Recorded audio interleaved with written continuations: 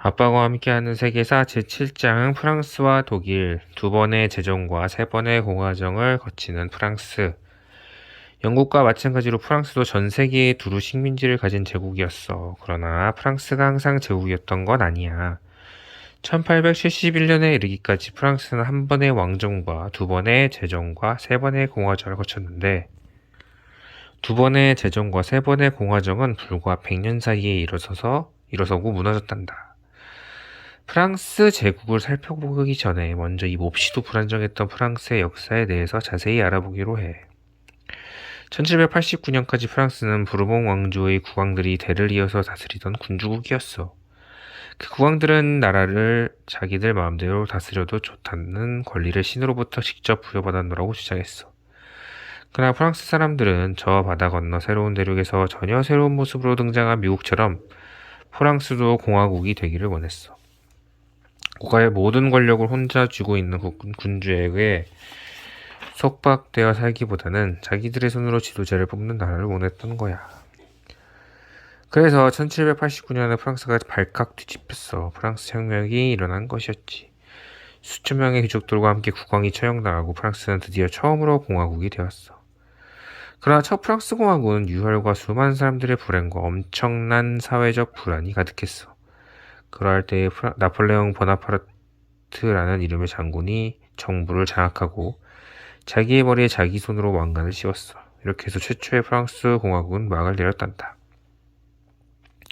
프랑스 사람들은 대부분 누구든지 앞에 나서서 엄청난 혼란을 가라앉히고 새로운 질서를 잡아주기만 한다면 그저 감사할 따름이라고 생각했었던가 봐. 그래서 나폴레옹은 아무 저항도 받지 않은 채 나폴레옹 1세라는 이름으로 황제가 되었고 최초의 프랑스 제국이 시작되었어. 나폴레옹 이후에는 부르봉 왕조 출신의 두 국왕이 권좌를 다시 다 차지하여 최초의 프랑스 제국을 계속 통치했어. 그러나 이 두 국왕 중에서 샤를 10세는 예전 군주국 시절의 방식으로 프랑스를 지배하려고 했어. 그는 백성의 말에 전혀 귀를 기울이지 않은 채 무엇이든지 자기 마음대로 했고 심지어는 신문 기사까지도 미리 검열을 받게 했단다. 프랑스 사람들이 다시 한번 들고 일어났어. 또 혁명이 일어난 거야. 그런데 이번 혁명은 1830년 7월 27일에서 7월 29일까지 단 4일 만에 막을 내렸어. 그래서 영광의 3일간이라고 불린다. 분노한 파리 시민들이 거리에서 마차와 수레를 뒤엎고 포석을 뜯고 가로수를 뽑고 민가의 쇠 울타리를 뜯어다가 쌓아서 바리게이트를 치고 혁명을 진압하러 온 군대와 총격전을 벌였어. 급기야 샤를 10세는 황급히 영국으로 달아나지 않을 수 없었단다. 그러나 이 7월 혁명에 참여한 사람들 사이에서 다음에는 누구를 국가의 지도자로 앉힐 것인가를 놓고 의견이 갈라졌어. 수많은 사람들이 프랑스가 다시 공화국이 되기를 원했는데 이 의견을 대표한 사람은 마퀴스 드 라파에트 백작이라는 사람이었어. 라파에트는 미국의 식민지들이 영국과 싸워서 독립을 쟁취하는 과정에서 큰 도움을 주었던 사람이야. 그러나 프랑스가 대영 제국처럼 이판 군주국이 되어야 한다는 의견을 가진 사람들이 수가 훨씬 더 많았어. 이판 군주국이란 국왕이 있기는 하지만 그 국왕이 모든 것을 자기 마음대로 하는 것이 아니라 문서화된 법에 따라서 나랏일을 처리하는 제도를 채택한 나라를 말해. 마침내 라파에트는 혁명의 광기를 어서 끝내기 위해서 이판 군주제를 받아들이겠다고 약속했어. 그는 프랑스 왕가의 깃발을 슐처럼 어깨에 두르고 추종자들 앞에 나서서 국왕으로 가장 적합한 인물을 골라서 왕좌에 앉히자고 호소하고 설득했어. 혁명 지도자들 중 한 사람인 루이 필리프라는 사람이 프랑스의 새 국왕이 되었단다. 그러나 루이 필리프는 애초부터 예전 부르봉 왕조의 공주들처럼 절대 권력을 휘두를 수는 없도록 되어 있었어. 그래서 그는 시민 국왕이라고 불렸는데 모든 것을 국민이 원하는 대로 해야 하는 국왕이기 때문이었어. 그의 측근 중 한 사람이 이렇게 말했단다. 그는 군림하되 지배하지 않는다. 루이 필리프가 다스렸던 동안을 7월 왕정이라고 불러 7월 혁명으로 탄생했기 때문이야. 모든 것이 국민이 원하는 대로 해야 하는 시민 국왕 루이 필리프가 왕위에 앉아있는 동안에는 공화정을 원했던 혁명 지도자들은 국왕이라는 존재 자체가 애초부터 위험천만하다는 내용의 글이나 연설을 통해 계속 불만을 표시했어. 심지어는 국왕의 공식 거리 행렬이 지나가는 곳에 폭약을 설치해서 그를 살해하려고 했던 적도 있었단다. 폭약이 제때에 터져서 신하들과 병사들이 여러 죽었지만 루이 필리프는 무사했단다. 루이 필리프가 국왕의 자리에 앉은 지 1018년이 지났을 때 그를 반대하는 사람들이 파리에서 거대한 집회를 계획했어. 그들은 시민 국왕을 내쫓아 버리고 공화정을 세우려고 했던 거야. 거대한 군중이 모인 것을 보고 겁을 먹은 루이 필리프는 처음에는 군중이 스스로 해산하라고 명령했다가 말을 듣지 않자 기어이 군대를 보냈다. 그러자 파리의 군중이 격분했어. 프랑스 국왕이 또다시 자기 마음대로 하기 위해서 무력을 사용하려는 것을 용서할 수가 없었던 것이야. 군중은 궁궐 문을 부수고 들어가서 복도를 휩쓸고 다니고 값비싼 식기를 탁시핸들로 부수고 가구를 장식한 금부치를 잡아 뜯고 순번을 정해놓고 국왕의 옥조에 앉아서 다시는 루이 필리프가 그 자리에 앉지 못하도록 지켰어. 루이 필리프는 황급히 마차를 타고 파리 바깥으로 달아났어. 달아나다가 어느 곳에서 마차를 멈추어야 했는데 그는 자기의 이름이 미스터 스미스라고 둘러댔대. 파리를 빠져나온 그는 샤릴 10세가 그랬던 것처럼 배를 타고 영국으로 달아났단다. 그해가 1848년이었어. 프랑스의 시민국왕이 달아났고 7월 망정도 막을 내렸어. 그리고 프랑스의 제2공화정이 시작되었단다. 제2공화정의 지도자들은 우선 새 헌법을 만드는 일부터 시작했어. 그들은 미국의 헌법과 모든 점에서 비슷한 헌법을 원했는데 모든 프랑스 국민은 대통령 선거에서 투표권을 가질 수 있고 의회를 구성하여 법률을 제정한 대표자들을 뽑는 선거에서도 한 표를 행사할 수 있으며 국민의 투표로 선출된 대통령은 4년 동안만 나라를 다스린다는 내용이었어. 프랑스에서는 다시는 그 어떤 개인이 너무 많은 권력을 갖게 되는 것을 방지하려는 것이었지. 그런데 첫 대통령을 뽑는 선거가 끝났을 때 아무도 예상하지 못했던 너무나도 놀라운 일이 벌어졌어. 대통령으로 선출된 사람이 알고 보니까 샤를 루이 나폴레옹 보나파르트라고 프랑스 최초의 황제였던 바로 그 나폴레옹의 조카였던 거야. 나폴레옹 황제의 조카가 프랑스의 대통령으로서 과연 타당한 인물일까? 수많은 사람들이 그렇게 생각하지 않았어. 하지만 루이 나폴레옹이 다른 후보들보다 수백만 표나 더 얻었으니 어쩌겠어. 못마땅하기 짝이 없지만 그가 프랑스의 제2공화국의 대통령으로 취임하는 광경을 멀거니 지켜볼 수밖에 없었단다. 그러나 루이 나폴레옹은 의회가 그가 원하는 대로 움직일 수가 없었어. 의회를 그가 원하는 대로 움직일 수가 없었어. 의회는 그가 요구한 돈을 내주지 않았고 나중에 그가 다시 한번 대통령 선거에 출마하려고 했을 때는 그것을 허락하지 않았단다. 1851년 12월 2일 루이 나폴레옹은 드디어 마각을 드러냈어. 마각이란 말의 다리라는 말로 말의 다리로 분장한 사람의 정체가 드러난다는 뜻으로 숨기고 있던 일이나 본디 모습을 드러남을 얘기해. 그러한 마각을 드러냈어. 그는 그의 계획에 반대하는 정치 지도자 70명을 체포하고 프랑스가 이제부터는 새로운 헌법을 갖게 될 것이라고 선언했어. 그는 그 헌법을 만드는데 직접 참가했는데 의회의 권력을 빼앗아서 대통령에게 쥐어주고 루이 나폴레옹이 앞으로 10년 동안 더 대통령의 자리에 있을 거라는 내용이었어. 파리 시민이 거세게 반발하자 루이 나폴레옹 군대를 보내서 수천 명을 체포했어. 그리고 1년 후 그는 자기가 프랑스 황제 나폴레옹 3세가 되었다고 제멋대로 선포해버렸어. 제2공화정이 4년 만에 끝나고 제2 제정이 시작된 것이야. 나폴레옹 3세는 어떻게 뜯어보아도 황제다운 풍모가 아니었어. 저 유명한 삼촌 나폴레옹 1세처럼 그도 키가 매우 작고 아름다운 아내 유진의 곁에 서 있으면 꼭 어린아이 같았대. 그는 콧수염을 길고 무성하게 길렀는데 그가 아랫입술 밑에 작고 뾰족하게 기른 턱수염은 너무나도 유명해서 지금도 그런 수염을 나폴레옹 3세의 턱수염이라고 부른단다. 그러나 외모야 어떻든 간에 나폴레옹 3세는 정말로 황제답게 처신하려고 마음을 단단히 먹었던가 봐. 그는 영국으로 건너가서 빅토리아 여왕에게 영국이 러시아와 크림 전쟁에서 싸우는데 프랑스가 지원해주겠다고 약속했어. 그리고 영국과 프랑스가 크림 전쟁에 승리한 뒤에는 동쪽의 프로이센에게 선전포고를 했어.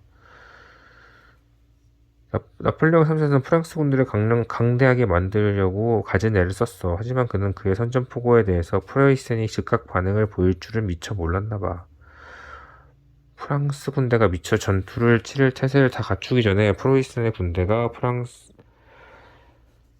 프랑스로 폭풍처럼 진격해왔어. 게다가 나폴레옹 3세는 신장과 방광의 결석 때문에 심하게 앓고 있었단다.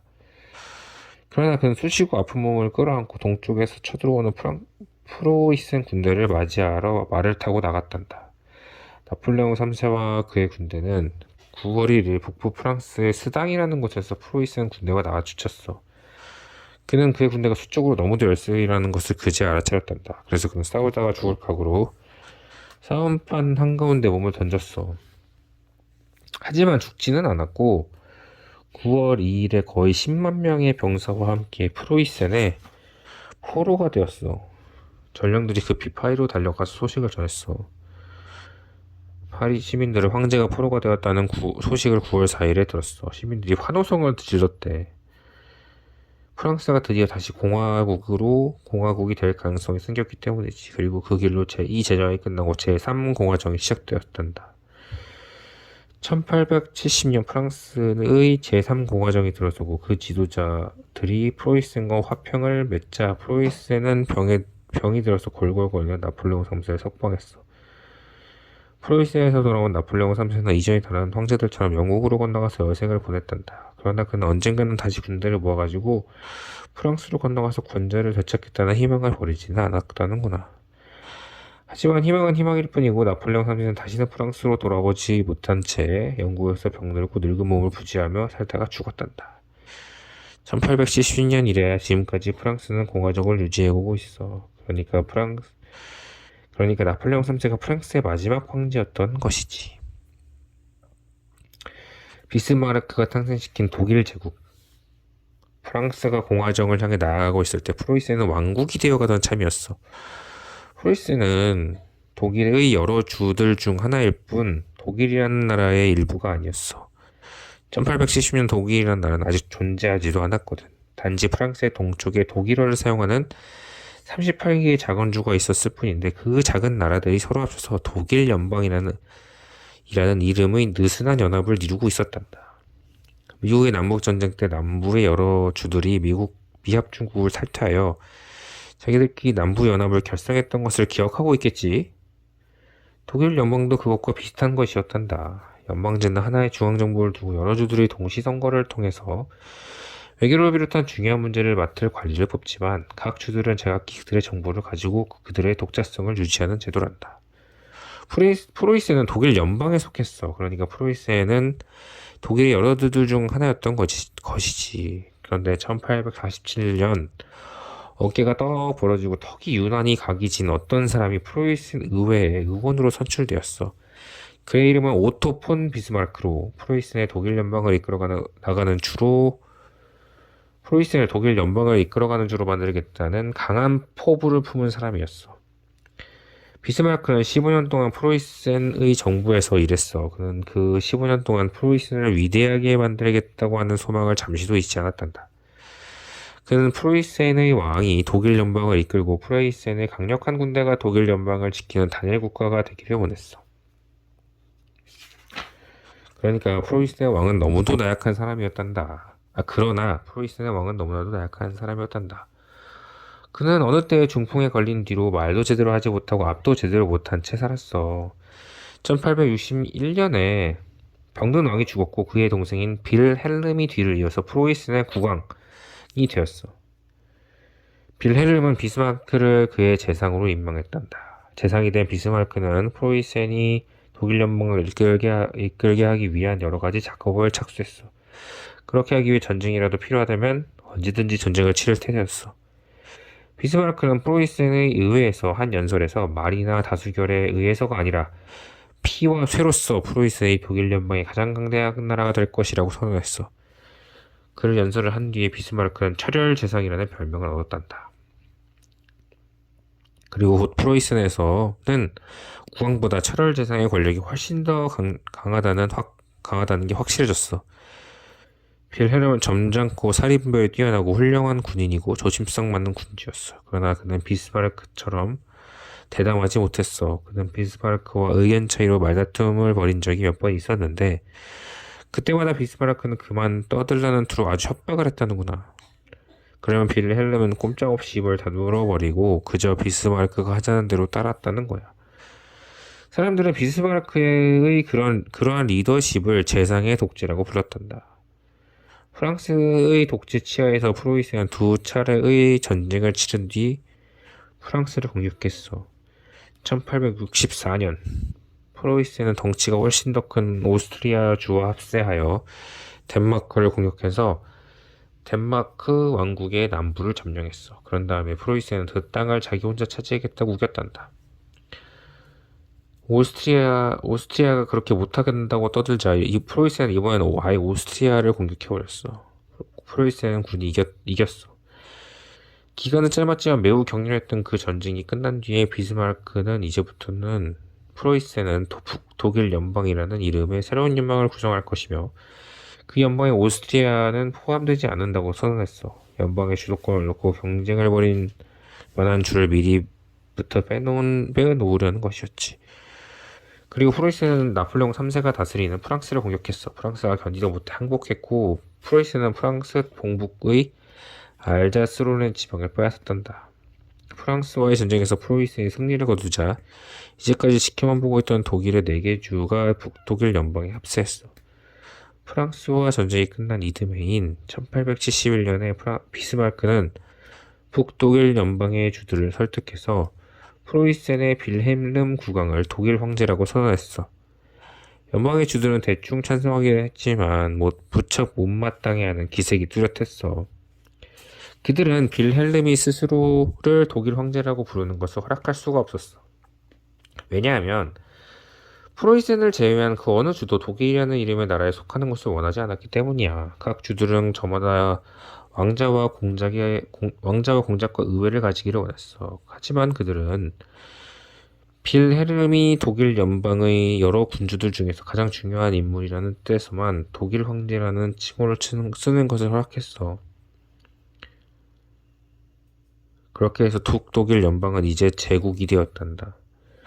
이제 프로이센은 독일 제국에서 가장 강한 주가 되었어. 이 제국을 제2제국이라고 해. 왜 제2제국이라고 하냐면 독일 사람들은 자기들이 신성 로마 제국의 후손이라고 자처하고 있는데 신성 로마 제국을 제1제국이라고 불렀기 때문이야. 물론 신성 로마 제국은 프로이센이 주도했던 왕국이 아니었어. 그러나 새로 세워진 왕국이 신성 로마 제국을 계승한 것이라고 주장함으로써 비스마르크와 프로이센 사람들은 빌헬름이 신성 로마 황제의 계승자라는 뜻을 은근히 표시하려고 했던 것이었단다. 그러나 제2제국에서도 가장 강력한 권력을 가진 사람은 빌헬름 황제가 아니라 비스마르크였어. 빌헬름은 비스마르크를 궁정재상으로 임명했어. 이것이 무슨 뜻인가 하면 비스마르크가 정부 관리를 임명하고 유럽의 다른 나라들과의 외교를 전부 맡는다는 것이야. 그런데 제2제국은 이웃나라들에 대해서 거의 반드시 매우 호전적인 자세를 취했어. 언제나 비스마르크는 조리 있는 말보다는 정확하고 조준해서 쏜 총알이 훨씬 낫다라고 말한 적이 있단다. 비스마르크가 전쟁을 좋아한 것은 프로이센 사람들 특유의 기질 때문이었어. 독일의 다른 나라들은 예술과 과학과 학문에 관심을 기울였어. 그러나 프로이센의 귀족들은 입만 열었다 하면 전쟁 이야기였고 실제로 프로이센은 나라 돈의 6분의 5를 군대에 썼어. 독일 제국은 날이 갈수록 프로이센처럼 변해갔어. 빌헬름 황제의 아들이자 영국 빅토리아 여왕의 맞사위인 프리드히는 독일의 여러 주들이 프로이센의 강력한 위력이 압도당하는 것을 지켜보면서 몹시도 심란했는지 어느 날 이렇게 썼단다. 이 나라는 본디 사상가들과 철학자들과 시인들과 예술가들과 이상주의자들과 열렬주의자들의 나라였으나 이제는 정복자들과 파기자들만 눈에 띌 뿐이다. 독일 국민은 문명 세계에서 가장 압도당한 사람이었는데 지금 이 순간에 우리는 사랑도 존경도 받지 못하는 오직 두려움의 대상일 뿐이다. 남들은 우리가 이 세상에 그 무슨 극악한 짓이라도 다 저지를 수 있는 인간이라고 생각하는 것 같고 우리를 불신하는 목소리들을 날이 갈수록 숨기지 않는 것 같다. 비스마르크는 우리를 강력하고 위대하게 만들기는 했으나 우리에게서 친구들을 앗아가고 이웃들에게 인심을 잃게 하고 우리의 양심마저 잃도록 만들었다. 만약 프리드리히가 아버지의 뒤를 이어 독일 황제가 되었더라면 어쩌면 독일 제국은 조금은 덜 프로이센처럼 되었을지도 몰라. 그런데 아버지가 노년이 되었을 때 프리드리히가 병이 났어. 무슨 암이었는데 치료를 제때 받지 못했단다. 그러다가 아버지가 죽자 황제가 되었지만 고작 100일을 넘기지 못하고 그도 세상을 떠나버렸어. 프리드리히의 아들 빌헬름이 세 번째 독일 황제 빌헬름 2세가 되었단다. 그는 매우 난폭하고 싸움을 즐기고 성질이 불같은 사람이었단다. 그는 제2제국이 이웃나라를 정복해서 영토를 넓히고 전세계 곳곳에 식민지를 가지고 거대하고 막강한 함대를 가진 영국 해군보다 더 강한 해군을 가지기를 원했어. 빌헬름 2세는 심지어 비스마르크조차도 매사에 너무 신중한 사람이라고 판단하고는 불만이 여간 아니었단다.